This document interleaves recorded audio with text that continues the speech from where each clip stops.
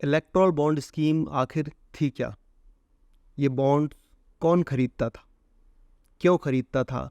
Political parties इस पैसे का क्या करती हैं? क्या इससे पहले जो फंडिंग होती थी वो प्रक्रिया सही थी? क्या इससे भ्रष्टाचार को बढ़ावा मिलता है? इसमें ऐसी क्या खामी थी जो सुप्रीम कोर्ट ने इसे असंवैधानिक करार दे दिया? तो सीधी और आसान भाषा में समझने की कोशिश करते हैं। पहले समझते हैं कि धन की ज़रूरत किसे और क्यों पड़ती है और धन की व्यवस्था कहाँ से होती है।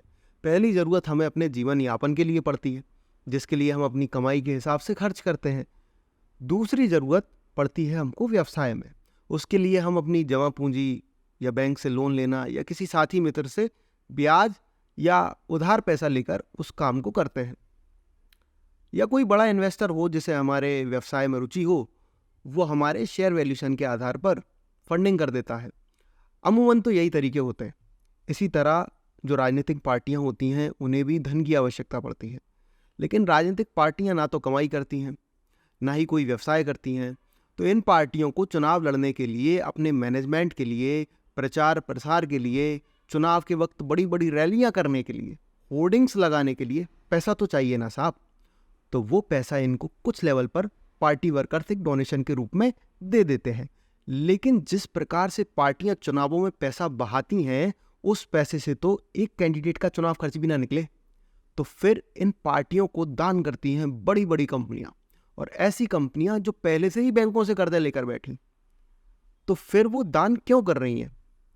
वो इसलिए क्योंकि किसी भी देश की जो इकोनॉमी होती है वो चलती है पैसे से, और पैसा आता है व्यवसाय से, और व्यवसाय होता है सत्ता में बैठे कुछ लोगों के माध्यम से। तमाम तरह के लाइसेंस, परमिशन, बड़े बड़े सरकारी प्रोजेक्ट्स, तो बहुत सारी ऐसी चीज़ें हैं जिनकी वजह से कंपनियां राजनीतिक पार्टियों को दान देती हैं। अब सवाल आता है इलेक्टोरल बॉन्ड को लेकर। इलेक्टोरल बॉन्ड समझे उससे पहले ये समझना भी ज़रूरी है कि पॉलिटिकल पार्टीज़ को फंडिंग आज से नहीं बल्कि 1950 से ही हो रही है, जब से चुनाव शुरू हुए। और इसी तरह जो पार्टी सत्ता में होती है उस पार्टी को हमेशा ही ज़्यादा डोनेशन मिलता है। इसका सीधा मतलब है जो पावर में होगा उसी को ज़्यादा पैसा मिलेगा।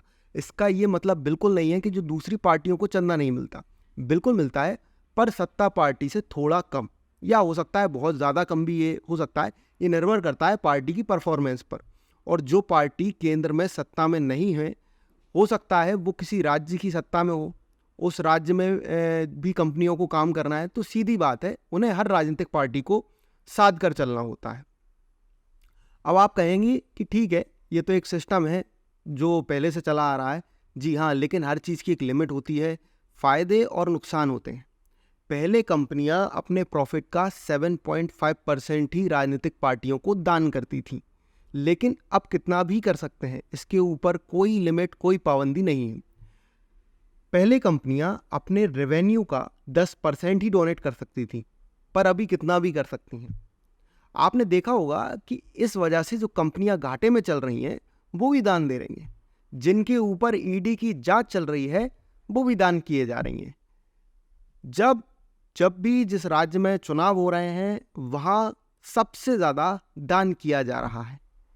ये कुछ ऐसी चीज़ें हैं जो सिस्टम को खोखला दिखाती हैं। वर्ष 2018 से पहले पार्टियां 20,000 रुपये तक चंदा कैश में ले सकती थी, लेकिन इसको बदलकर 2,000 रुपये कर दिया गया। तो इस सिस्टम से मुझे नहीं लगता कुछ फ़ायदा हुआ होगा। जैसा चल रहा था वैसा ही चला होगा। सोचो आप, किसको पता है कि पार्टियों ने 2,000 रुपये का ही डोनेशन लिया है। एक व्यक्ति या संस्था से इसकी आड़ में पार्टियां कितना भी पैसा ब्लैक में ले सकती हैं, और लेती थी। अब बात कर लेते हैं उस बात की जो इतने दिनों से खबरों में बनी हुई है, वो है इलेक्टोरल बॉन्ड। सरकार ने वर्ष 2018 में इलेक्टोरल बॉन्ड की शुरुआत की। इलेक्टोरल बॉन्ड एक शपथ पत्र की तरह होता है जिसे सिर्फ आप SBI की शाखा से ही प्राप्त कर सकते थे, या आप आसान भाषा में इसे एक कूपन की तरह भी मान सकते हैं। ये कूपन 1,000, 1,00,000, 1 करोड़ में उपलब्ध थे। आपको इसके लिए कुछ चुनिंदा SBI की शाखाओं पर जाना होगा। वहाँ आप जितने का बॉन्ड खरीदना चाहते हैं उतनी राशि बैंक में चेक के द्वारा जमा करानी होगी, और तब उतनी राशि का बॉन्ड आपको वहाँ से मिल जाएगा। उसके बाद आप जिस पार्टी को ये देना चाहते हैं उसे आप ये बॉन्ड की इस बॉन्ड की पर्ची आप वहाँ देंगे।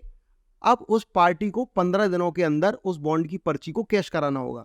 मतलब पार्टी उस पर्ची को लेकर एसबीआई की शाखा में जाएगी और वहाँ उसे जमा कराएगी, और उसके बाद जितनी राशि उस पर्ची पर होगी उतना पैसा वो राजनीतिक पार्टी वहाँ से कैश में ले लेगी। और अगर पार्टी 15 दिनों के अंदर इसे कैश नहीं कराया तो ये सारा पैसा पीएम केयर फंड में ट्रांसफर हो जाएगा।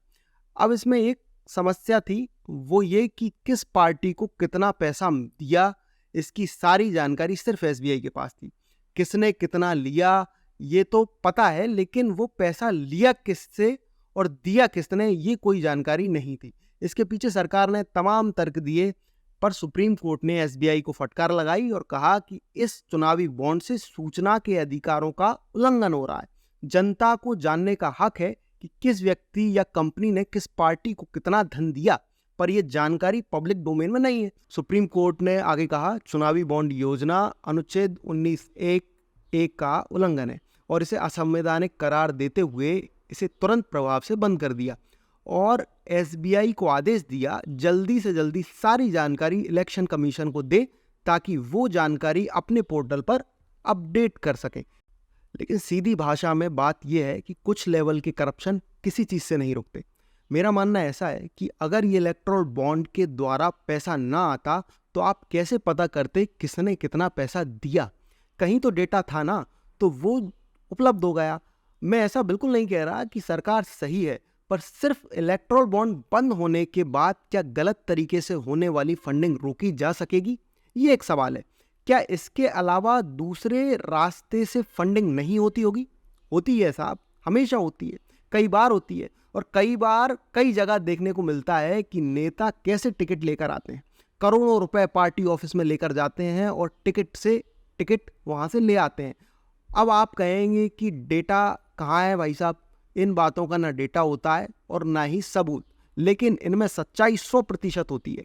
तो ऐसी तमाम चीज़ें हैं जो शायद कभी ठीक नहीं होने वाली। बाकी जो डेटा एसबीआई ने चुनाव आयोग से साझा किया है वो इंटरनेट पर चुनाव आयोग की साइट पर उपलब्ध है।